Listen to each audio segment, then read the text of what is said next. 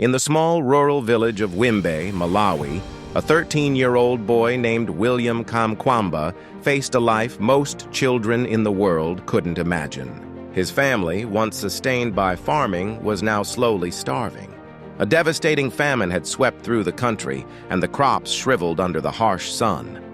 Food became scarce, hope became even scarcer. William's family, like many others, could no longer afford school fees. So William had to drop out of school, not because he didn't want to learn, but because his family had to choose between education and survival. But William didn't give up. He spent his days helping his father in the fields, and when he had time, he began sneaking into a small local library funded by the Americans. He couldn't read English fluently, but that didn't stop him. One book in particular caught his attention, a science textbook with a curious image, a windmill. He didn't know what the words said exactly, but the diagrams fascinated him. Slowly, with the help of a local English dictionary and an insatiable curiosity, William pieced together the concept. Wind could produce electricity. Electricity could power a water pump. A water pump could save his village. In a place with no lights, no clean water, and no future in sight, this boy began to dream. And more than that, he began to build. Without money or tools, William scoured junkyards and trash heaps, gathering discarded bicycle parts, PVC pipes, old fan blades, and even the dynamo from a broken bicycle light. Day by day, part by part, piece by broken piece, he built his first windmill. The villagers thought he had lost his mind. They laughed, they whispered. Some even called him Misala, crazy, but William kept building.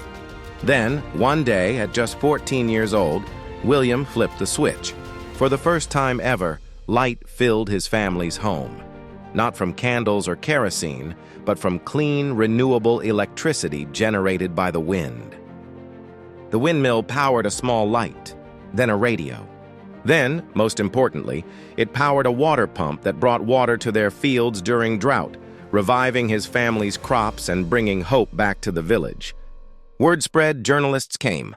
His story crossed borders and oceans. Eventually, he was invited to speak at TED Global in Tanzania, where he stepped onto a stage in front of world leaders, scientists, and innovators. Nervously, in broken English, he said 5 powerful words. "I try, and I made it." Those 5 words echoed around the world. William received a scholarship to return to school. He later studied at Dartmouth College in the U.S., co-authored a best-selling memoir, and inspired a Netflix film, The Boy Who Harnessed the Wind, directed by and starring Chiwetel Ejiofor. But even with all that fame, William remained rooted to his purpose, returning to Malawi to help bring education, clean water, and electricity to other rural villages. He wasn't just a boy with a windmill. He was a boy with a vision. He taught us that you don't need money, privilege, or power to change the world. You just need a dream, the courage to chase it, and the wind. Adios. Moral of the story.